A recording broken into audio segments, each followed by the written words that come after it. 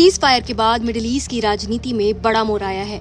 Israeli प्रधानमंत्री Benjamin Netanyahu के करीबी माने जाने वाले फ्रांस के राष्ट्रपति इमैनुअल मैक्रों अब खुलकर ईरान के समर्थन में उतर आए हैं। रविवार को फ्रांस के राष्ट्रपति इमैनुअल मैक्रों ने ईरान के राष्ट्रपति मसूद पेजेश्कियान से फोन पर बात की। बातचीत का लहजा और लबोलुआब एकदम स्पष्ट था।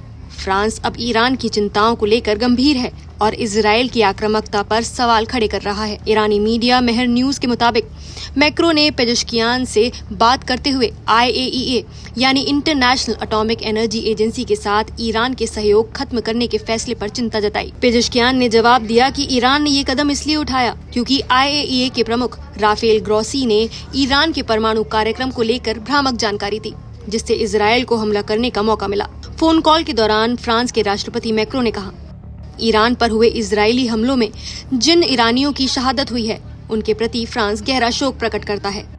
उन्होंने आगे कहा कि इन हमलों की कड़ी निंदा करने वालों में फ्रांस सबसे पहले खड़ा था। सबसे चौंकाने वाली बात ये थी कि मैक्रों ने इजरायली प्रधानमंत्री नेतन्याहू का नाम लेते हुए साफ कहा, बेंजामिन नेतन्याहू की सरकार को ईरान के परमाणु कार्यक्रम में हस्तक्षेप करने का ना कोई अधिकार है न कानूनी आधार। ईरानी राष्ट्रपति पेजेश्कियान ने कहा कि हम पर दोहरे मापदंड अपनाए जा रहे हैं। इजरायल के पास खुले तौर पर परमाणु हथियार हैं, फिर भी उसे कोई कुछ नहीं कहता, जबकि ईरान की सारी गतिविधियां IAEA की निगरानी में होती हैं, फिर भी हम निशाने पर हैं। उन्होंने याद दिलाया कि इजरायल NPT यानी न्यूक्लियर नॉन प्रोलिफरेशन ट्रीटी का सदस्य ही नहीं है और वो लगातार अंतर्राष्ट्रीय नियमों की अनदेखी कर रहा है। पेजेश्कियान ने सवाल उठाया, इस बात की क्या गारंटी है कि अब हमारे परमाणु प्रतिष्ठानों पर फिर से हमला नहीं होगा।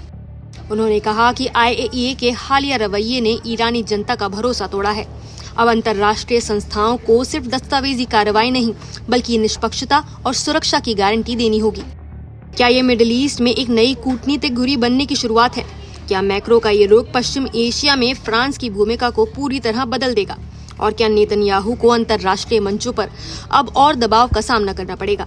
ईरान इजरायल टकराव के बीच फ्रांस के स्टैंड ने ये तो साफ कर दिया है कि पश्चिम में भी अब नेतन्याहू की नीतियों को लेकर मतभेद गहराते जा रहे हैं। क्या आने वाले दिनों में ये विवाद परमाणु मोर्चे से हटकर वैश्विक मंच पर भी गूंजेगा?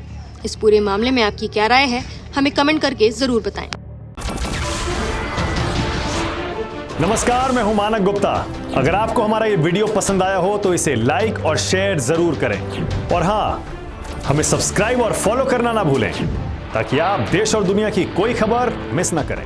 तो जुड़े रहिए हमारे साथ और देखते रहिए न्यूज़ 24।